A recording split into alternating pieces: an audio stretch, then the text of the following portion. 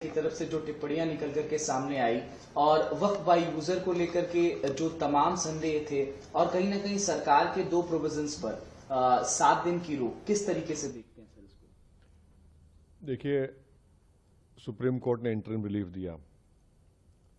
हमारी पार्टी का और all India Muslim personal law board का ये स्टैंड रहा है कि ये पूरा कानून काला कानून है, ये अनकॉन्स्टिट्यूशनल है।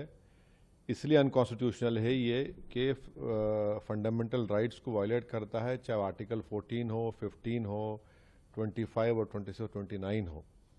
तो ये जो इंटरिम ऑर्डर है, इससे हटकर हम इसको कॉशियसली देखते हैं। क्यों देखते हैं? क्योंकि इसमें करीब 45-48 अमेंडमेंट्स हैं। एक अमेंडमेंट ऐसा है कि अभी जब हम बात कर रहे हैं, लिमिटेशन एक्ट अप्लाई हो रहा है, तो जितने लोग लैंड ग्रैबर्स हैं या एंक्रोचर्स हैं वो मालिक बन रहे हैं।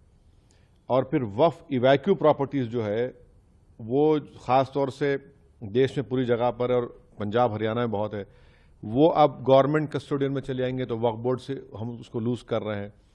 तीसरा यह है कि सेक्शन 2 में जो ट्रस्ट एक्ट है, जो सुप्रीम कोर्ट ने जजमेंट में कहा था कि वो वक्फ की प्रॉपर्टी है, गवर्नमेंट ने सेक्शन 2 के जरिए पूरे ट्रस्ट को निकाल दिया वक्फ से। और इसका पहला फायदा होगा देश के सबसे बड़े दौलतमंद आदमी को, जिसने खोजा ऑर्फनेज पर अपना घर तामीर किया था, जिसका केस अभी सुप्रीम कोर्ट से है, तो सेक्शन 2 से उसको फायदा होगा। पूरे जो वक्फ जो ट्रस्ट है, उसको ट्रस्ट है बोल के वक्फ से निकल जाएंगे। चौथा ये है कि ये 5 साल का प्रोविजन है। कौन तय करेगा कि 5 साल से प्रैक्टिसिंग मुसलमान है? और अगर कोई महिला होगी तो उसका कौन तय करेगा? और जब वो 5 साल तक मुसलमान के वक्फ को नहीं दे सकेगी, दूसरे धर्म को दे सकेगी, तो ये तो नुकसानदेह है। फिर गवर्नमेंट ऑफ इंडिया ऐसे रूल्स बनाएगी जिससे वक्फ कमजोर होगा, वो फेडरलिज्म का भी वायलेशन होगा। कलेक्टर आज भी किसी मुतवल्ली को ऑर्डर दे सकता है कि भैया आप इस तरह का काम करो, जो उस मुतवल्ली और उसके वाकिफ के खिलाफ होगा। अगर नहीं सुनेगा तो जेल को जाएगा। तो इसमें ऐसे कई प्रोविजंस है, सेक्शंस हैं जो वक्फ बोर्ड को खत्म कर रहे हैं।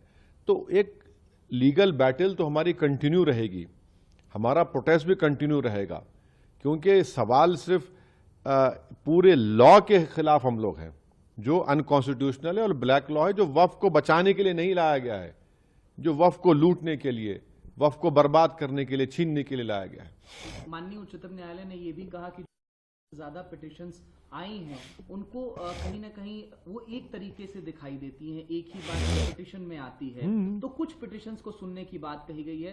5 ठीक है, सुप्रीम कोर्ट ने कहा है 5 पिटिशन सुनी जाएंगी, बहुत अच्छा है। हम तो यही चाहेंगे कि ऑनरेबल सुप्रीम कोर्ट इसको जल्द से जल्द सुने, क्योंकि इसमें ऐसे कई सेक्शंस हैं जिससे वक्फ को ख़त्म किया जा रहा है।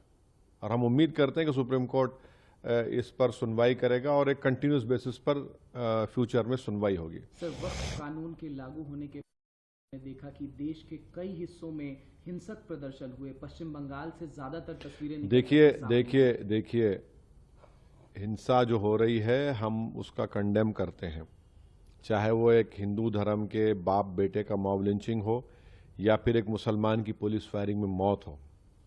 मगर सरकार ने यह कानून क्यों लाया?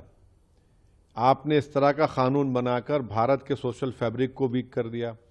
आपने इस तरह का कानून बनाकर भारत की जनता को पैगाम दिया कि हिंदू धर्म के एंडोमेंट बोर्ड, बौद्ध धर्म के, जैन धर्म के, सिखों के गुरुद्वारा प्रबंधक कमेटी के लिए एक कानून होगा और मुसलमानों के लिए अलग कानून होगा।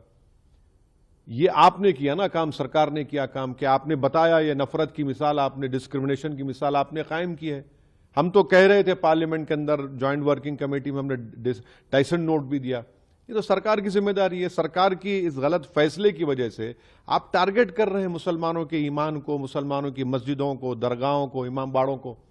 और अब कैसे उम्मीद करेंगे कि कोई गयूर मुसलमान आपके सामने सर झुका देगा, आपके कानून को एक्सेप्ट कर लेगा, जो कॉन्स्टिट्यूशन के खिलाफ है, फ्रीडम ऑफ रिलीजन के खिलाफ है, आर्टिकल 26 का ग्रेव वायलेशन है। कल सीजे पर चिंता व्यक्त की थी जिस तरीके से हिंसा हो रही थी सर, और कहीं ना कहीं अब आगे किस राह पर देखते हैं इस कानून? देखिए, हम वायलेंस के खिलाफ थे, हैं और रहेंगे, मगर प्रोटेस्ट हमारा अधिकार है। हम जनता के दरमियान में जाएंगे, अपनी बात को रखेंगे, प्रोटेस्ट होगा। All India Muslim personal law board ने जो प्रोटेस्ट का प्रोग्राम बनाया, हम उसकी सपोर्ट करते आए, सपोर्ट करेंगे। ह्यूमन चेन का उन्होंने ऐलान किया, एक डेट को ह्यूमन चेन होगी, एक तारीख के दिन कोई डेट अनाउंस होगा जिसमें 10 मिनट के लिए लाइट बंद होगी, महिलाओं का प्रोटेस्ट होगा। प्रोटेस्ट तो डेमोक्रेसी की रूह है भाई, वरना अगर प्रोटेस्ट नहीं होगा तो फिर डिक्टेटरशिप रह जाएगी, फिर जमहूरियत कहाँ रहेगी, लोकतंत्र कहाँ रहेगा। प्रोटेस्ट पीसफुल होना चाहिए और पीसफुल होगा इंशाल्लाह। मुझे मालूम है आपको